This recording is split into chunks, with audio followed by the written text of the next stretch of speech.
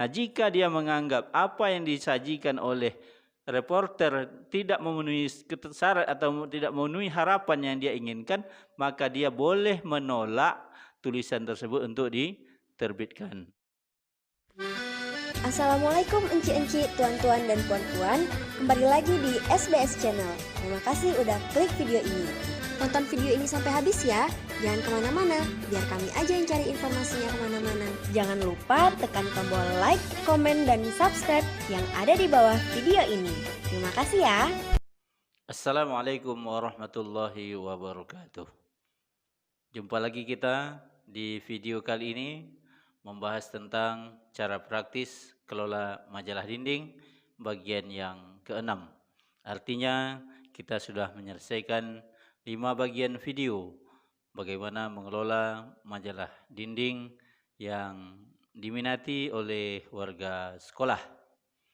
Pada video kali ini, sahabat-sahabat pengelola mading di mana saja berada, kita akan berbicara atau membahas bagaimana memilih penanggung jawab masing-masing rubrik dan memilih tim redaksi yang akan bertanggung jawab mengelola majalah dinding. Nah, biasanya yang saya lakukan pada saat mengelola majalah dinding, setelah pelatihan dilakukan, maka kita bersiap-siap untuk memulai bekerja menerbitkan majalah dinding. Langkah apa yang pertama kita lakukan setelah pelatihan awal ini adalah menentukan rubrik-rubrik yang menarik, yang diminati oleh warga sekolah.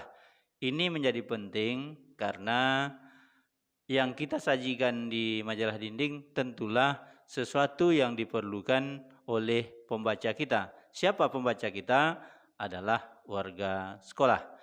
Nah, setelah kita melalui proses rapat membentuk atau menentukan rubrikasi yang akan kita sajikan di majalah dinding, barulah kita memilih orang-orang yang kita anggap tepat untuk menjadi penanggung jawab rubrikasi yang sudah disiapkan. Nah, pada video sebelumnya saya memberikan contoh salah satu rubrik yang mestinya harus ada di majalah dinding adalah laporan utama tentang perkembangan di sekolah selama seminggu. Jika madingnya itu adalah edisinya per minggu, maka kita tentu harus menunjuk seseorang yang bertanggung jawab untuk rubrikasi ini. Bagaimana bentuk tanggung jawabnya? Nah, mereka yang sudah ditunjuk untuk bertanggung jawab terhadap setiap rubrik yang sudah kita siapkan, maka tanggung jawab mereka ini adalah sampai rubrik ini selesai, karena ini sifatnya tempelan misalnya di dinding, maka sudah harus selesai dalam bentuk print.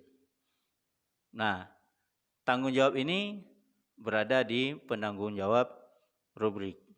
Kemudian, untuk setiap rubrikasi yang disiapkan, redaksi atau tim redaksi yang sudah ditunjuk juga harus berfungsi dengan baik.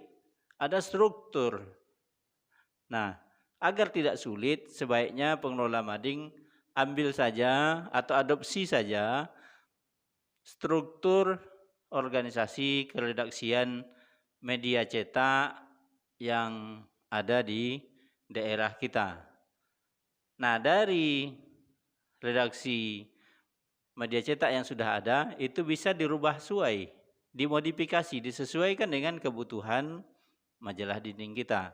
Makanya dulu ketika mengelola majalah dinding di salah satu SMK di Pekanbaru, saya membuat struktur mulai dari pemimpin umum, pemimpin redaksi, redaktur pelaksana, koordinator liputan, penanggung jawab rubrik, dan juga reporter.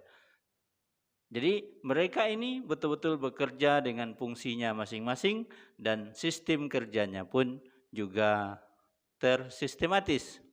Sehingga setiap rubrik yang akan kita terbitkan itu kita tidak lagi sulit meminta pertanggungjawaban kepada siapa rubrik ini dimintai pertanggungjawaban, siapa yang bertanggung jawab untuk menyelesaikan rubrik ini.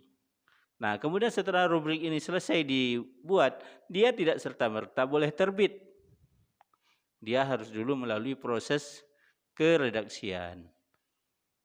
Nah, proses yang saya maksud ini adalah ketika misalnya seorang reporter yang kita tugaskan ke lapangan, dia harus menulis berita sesuai materi pelatihan jurnalistik yang sudah kita berikan, maka hasil tulisannya diserahkan kepada penanggung jawab rubrik. Nah, penanggung jawab rubriklah yang mengedit tulisan yang sudah dibuat oleh si reporter. Nah, dialah yang menindaklanjuti agar laporan itu menjadi lebih menarik. Nah, jika dia menganggap apa yang disajikan oleh reporter tidak memenuhi syarat atau tidak memenuhi harapan yang dia inginkan, maka dia boleh menolak tulisan tersebut untuk diterbitkan. Bisa jadi meminta untuk lebih dilengkapi sehingga tulisan itu menjadi lebih menarik.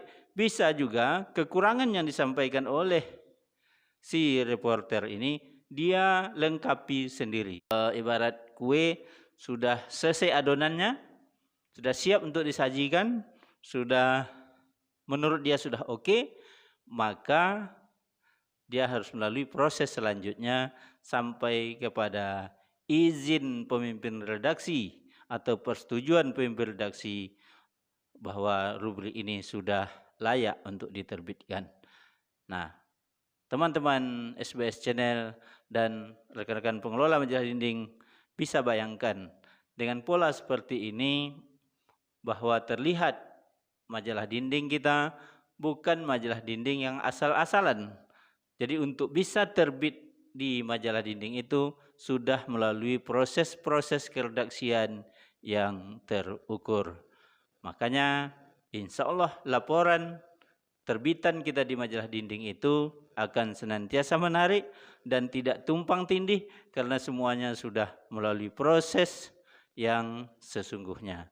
Jadi pada kesempatan ini saya tegaskan kepada pihak sekolah, pihak kampus ataupun pondok pesantren yang ingin mengelola majalah dinding secara serius, maka lakukanlah tahapan-tahapan seperti yang sudah saya sampaikan pada video ini maupun pada video-video sebelumnya.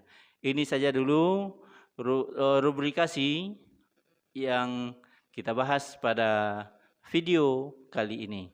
Ikuti terus video-video berikutnya. Kita akan tetap membahas cara praktis kelola majalah dinding sampai nanti kita pada ending majalah dinding itu betul-betul menjadi surat kabarnya sekolah, kampus atau pondok pesantren. Salam sukses, tetap semangat rekan-rekan pengelola mading. Saya Samsul Barisamin, seorang jurnalis, seorang penulis buku cara praktis mengelola majalah dinding. Assalamualaikum warahmatullahi wabarakatuh. Terima kasih ya sudah menyaksikan video saya sampai selesai. Jangan lupa simak terus video-video yang ada di channel ini. Semoga channel ini bisa bermanfaat bagi kita semua.